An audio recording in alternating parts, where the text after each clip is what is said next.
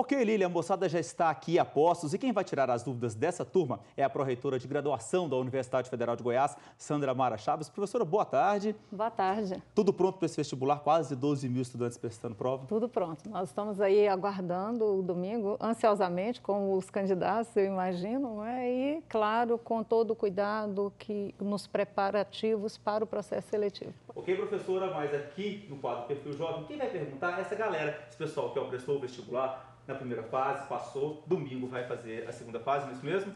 Todo mundo. E tem dúvidas para tirar com a professora, que é a pró-reitora da Universidade Federal de Goiás. Quem quer começar? Eu. Então vamos lá. Queria falar sobre o Enem, acho que é meio confuso para todo mundo. Por que a universidade escolheu usar o Enem dessa vez, apesar dos problemas que ocorreram, e como que ele vai ser utilizado? Bom, o Enem é uma excelente forma de avaliação. A gente acredita nesse processo, não é? Mas para que o vestibulando ele possa ter opção, a utilização do Enem é opcional.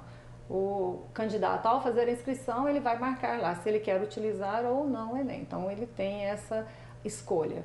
E a previsão é de que a nota do Enem seja divulgada, né, apesar de alguns problemas que ocorreram, mas com um quantitativo muito pequeno de estudantes. A prova de literatura foi muito mal elaborada.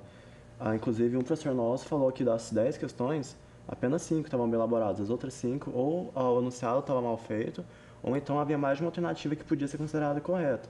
E é complicado, porque a gente lê todos os livros, a gente tem um monte de aulas de análise, inclusive à tarde, não só durante o horário normal.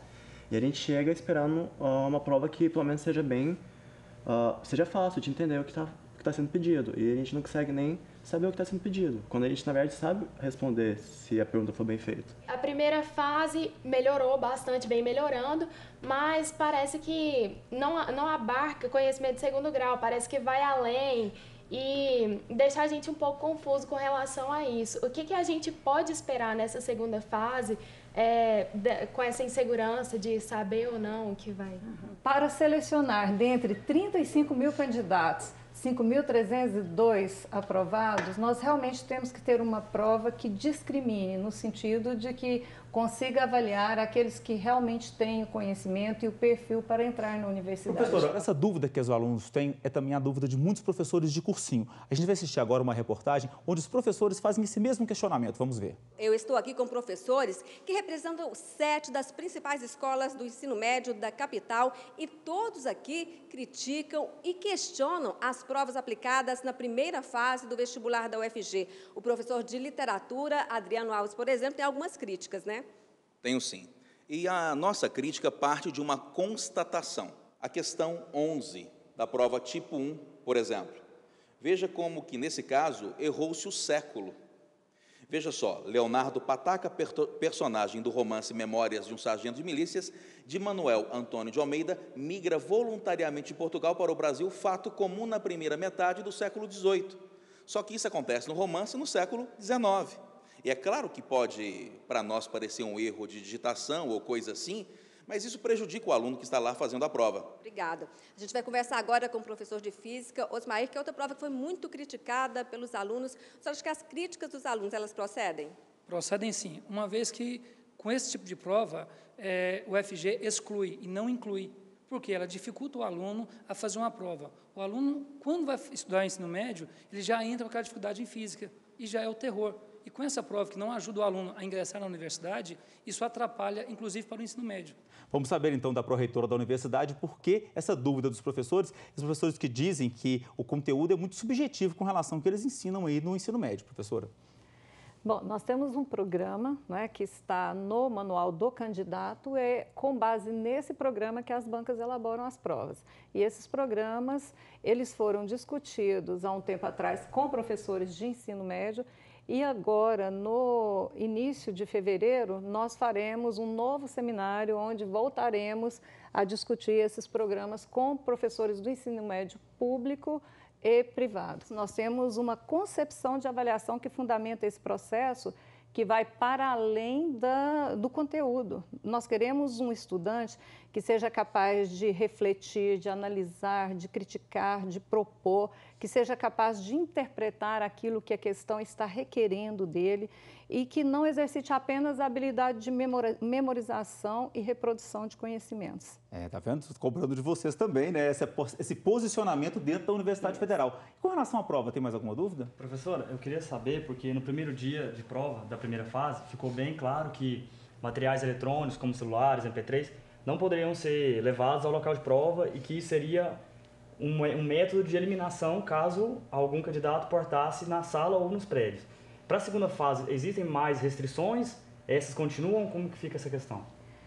São as mesmas restrições, né? Nós temos orientação e acompanhamento da Polícia Federal, da Polícia Civil, da Polícia Técnica e Científica, para garantir, além de coordenadores, supervisores, aplicadores de prova, para garantir a segurança do processo seletivo e para garantir que todos vocês tenham iguais condições de fazer a prova. Então, eu queria saber, porque existem muitos tabus em volta da prova de redação, né? Se passar do número de linhas, se vai ser corrigido, ou quanto ao título, se não colocar, pode tirar muitos pontos, os erros ortográficos, a letra, se isso pode tirar muitos pontos do candidato. Eu queria que você esclarecesse isso para a gente. Bom, como você disse, são tabus. As provas de redação, elas são todas corrigidas, a não ser que tenha alguma marcação que identifique o candidato, não é? Letra não vai interferir na pontuação, não é?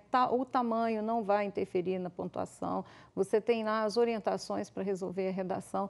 O que é importante é o texto que você está construindo, não é? Com coerência, com início, meio e fim. Então, eu sugiro a vocês que antes da prova vocês deem uma lida naquelas orientações sobre o processo de correção da redação, porque vocês vão ter mais clareza de como isso funciona na UFG. Pois é, pessoal. Beleza, o papo está muito bom, está ótimo, mas o nosso tempo, infelizmente, assim como o tempo do vestibular também é contado. Por isso, aqui que a gente faz aqui, a gente agradece muito a presença da professora Sandra Mara Chaves, pró-reitora da Universidade Federal, que tirou essas dúvidas aqui de vocês. E claro, né, professora, deseja para todo mundo uma boa prova, né? Uma boa prova, sucesso para vocês e eu espero vocês na universidade. Alguma dica, assim, para o finalzinho, para a gente encerrar? A dica é, de agora até domingo, tranquilidade, não é? Tranquilidade, se preparar para ter calma no domingo, porque a gente sabe que um processo seletivo dessa natureza não é só o conhecimento, não é? O fator emocional, ele interfere muito. Recado dado, então, pessoal, descansar não significa balada forte, não, é balada mais leve para vocês poderem pegar a prova tranquilo no domingo. Obrigado pela participação de vocês, boa sorte para todo mundo aí, que a gente possa voltar e conversar com vocês como universitários daqui para frente, professora. Estaremos recebendo vocês lá na universidade no dia da matrícula. Com toda certeza. Olha, não se esqueçam, tem prova domingo e segunda-feira. E o quadro Perfil Jovem volta na próxima quinta e você ajuda a gente a fazer o quadro. tvanhanguera.com.br/Perfil Jovem. Mande a sua sugestão, vamos conversar sobre esse tema, vamos falar sobre tudo. Estamos chegando no fim do ano, 2011 está aí, tem mais assunto para a gente conversar. A gente conta com a participação de toda a galera e o Jornal Anhanguera continua agora com Lília Lynch. E você, Lília?